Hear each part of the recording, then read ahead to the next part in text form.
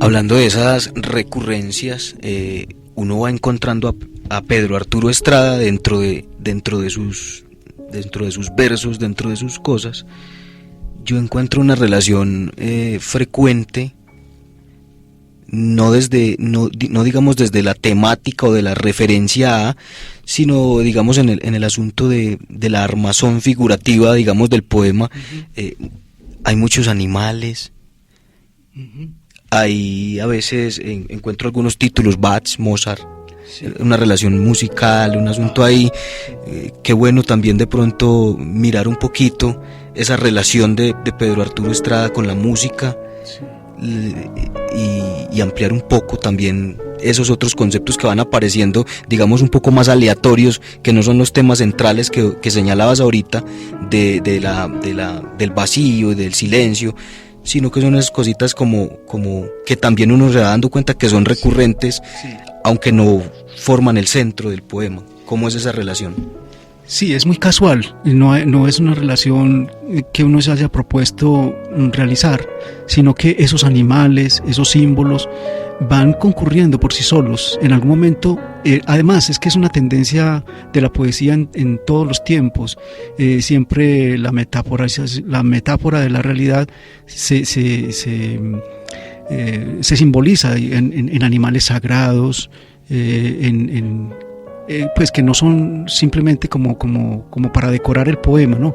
Sino que representan algo. Por ejemplo, para mí el tigre, no solo el tigre de Blake, cuando yo leí ese tigre de William Blake, a mí me iluminó totalmente la visión de la poesía misma, porque el tigre era la palabra, porque el tigre era la belleza, porque el tigre era la conciencia, era el hombre mismo, que de pronto se erigía frente al vacío, frente a la noche, frente al misterio. Eso es maravilloso. Entonces hay unos animales, por ejemplo, como decir a veces el grillo. Yo tengo un poema sobre el grillo, que es la figuración misma del poeta. El poeta es ese grillito que no cesa de hacer cric, cric en la oscuridad, y que a veces nos aturde y que a veces no oímos, pero está ahí, ¿no? Y muchas otras cosas. Por ejemplo, también está, como decías ahora a propósito del poema del domingo, está el pájaro. Los pájaros siempre habitan la poesía de una u otra manera, ¿no? En fin, hay cantidades de referencias, pero no es como un propósito. Quisiera dividir mi pregunta en dos partes. Por un lugar, le pido pues a Pedro Arturo que nos regale un poema que se sepa de memoria, y también que nos diga si cree que un verso puede cambiar al mundo, si no al mundo por lo menos una vida, si no una vida por lo menos una persona. Bueno, comenzaríamos por decir que ningún verso cambia el mundo, pero sí hubo quien propusiera cambiar el mundo para pulir un verso. Entonces hoy en día se trata de todo lo contrario. Bueno, pero de todas formas voy a leerles un pequeño poema de los últimos que estoy como en revisión, probablemente para un libro que se llamaría justamente Locus Solus, que es hablar solo, que me parece a mí que es emblemático, porque el poeta es aquel que habla solo, aparentemente habla solo para sí, pero que finalmente habla por todos, ¿no? Es una pretensión bastante utópica. Volvemos, pero más acá del horror, volvemos a mirarnos. Traemos a casa un poco de luz sucia recogida en la calle. Abrimos una ventana frente al vacío como si fuese un jardín.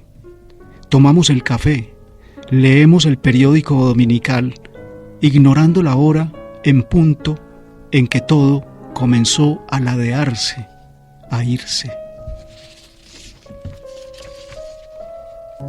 Otro poema que va como en la misma línea: no mirar demasiado, atarse al día sin preguntas demasiado oscuras, al sol sobre el cuerpo como el único abrazo, al aire que nos queda, cestear entre los árboles finales bajo la desmemoria, no mirar demasiado ese pozo de sombra que nos llama y crece indetenible bajo los pies, y el silencio.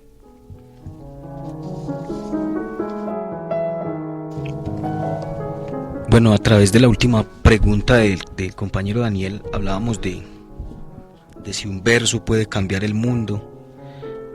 Y eso nos invita a la reflexión frecuente que es incluso una de las temáticas centrales de Sopa de Letras y de sus objetivos primordiales, también desde ese lado utópico. Y es, hombre, de pronto no vamos a cambiar el mundo, pero yo creo que la poesía o el poeta como tal debe tener entonces alguna función social en el mundo, y nosotros estamos tratando como de dirigirnos a eso. Y la pregunta recurrente a todos nuestros invitados es, bueno, ¿cuál es la función social? ¿Qué puede un poeta darle a su mundo, a su entorno, a su universo, en vía de participar también como actor civil y político de su región, de su pueblo? Muy interesante de pronto que Pedro Arturo Estrada, que de pronto no es tan regional en el sentido literal de la palabra, de acá del oriente antioqueño, pero sabemos que ha venido por aquí, ha estado haciendo cositas, nos diera también una perspectiva de cómo ve el movimiento poético. Y pues son como dos preguntas en uno, y también cuál es la función social de un poeta. Sí, son bastante exigentes ese tipo de especificaciones, la función social de la poesía. Pues de hecho, esa fue la gran discusión que se presentó en los años 60, incluso que se llegó a hablar de lo que se llamó la poesía comprometida, la poesía de protesta, la poesía social, la poesía de compromiso. Finalmente hubo como un acuerdo y todo regresó al punto de que el compromiso real de un escritor, de un poeta, era hacerlo bien. Es decir, que su trabajo quedara bien hecho, y de alguna manera eso se vinculaba a una creación, a una construcción de la realidad que era importante en sí misma, porque habría nuevos espacios de conciencia, de reflexión, de mantener esa lucidez, de mantener esa coherencia, ese sentido. Mientras exista la poesía como un reducto para especialistas cerrado, esa poesía no tendrá ninguna, entre comillas, función para nadie. Pero cuando la poesía es un diálogo, cuando la poesía es un encuentro con el otro, cuando la poesía está habitada no por el testimonio crudo, digamos, periodístico de la realidad, pero sí por la interpretación, por la búsqueda de sentido de toda esa fragmentación, de todo ese conflicto y de todo ese dolor, cuando es la última palabra que va quedando, ¿cierto? Ahí sí tiene un sentido, más que una función, es un sentido. ¿Qué sentido tiene? Para la humanidad, para el hombre como tal, como individuo, como ser, más que un conjunto social. Pues llegará a ser importante para la sociedad, pero en principio es frente al hombre que debe tener no una función, sino un sentido. Lamentablemente, hasta aquí llega esta segunda y última sección de Sopa de Letras con Pedro Arturo Estrada, y nos ponemos un poco tristes. Más de antemano le decimos a Pedro Arturo que desearíamos volverlo a tener aquí pronto para compartir con los extraños mundos del verso y compartiendo con poesía. Y agradecemos a todos nuestros oyentes por escucharnos y por esperar pacientemente nuestros programas todos los jueves a las 2:30 aquí en la emisora cultural Universidad de Antioquia, seccional Oriente 103.4. Recordamos que pueden visitar nuestro grupo en Facebook para compartir con la palabra y alimentarnos un poco más el alma con la poesía. Me despido de mis compañeros y por supuesto de Pedro Arturo Estrada. Muchas gracias por la invitación y hasta luego, siempre.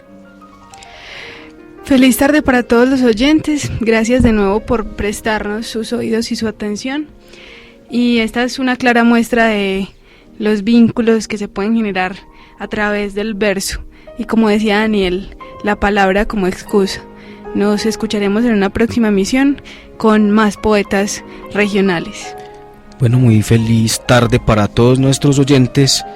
Yo quisiera también agradecerle a Pedro Arturo Estrada por acompañarnos esta tarde, y me quedo con esa ambivalencia afectiva de decir hasta luego, pero bienvenido nuevamente, porque este final marca un principio para mí.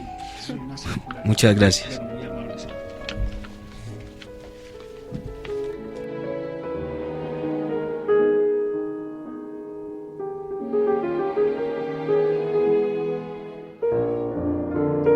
En un jardín de Nueva Delhi, Las flores y las hojas ordenan el espacio en un liviano acuario de colmenas donde tiembla el color.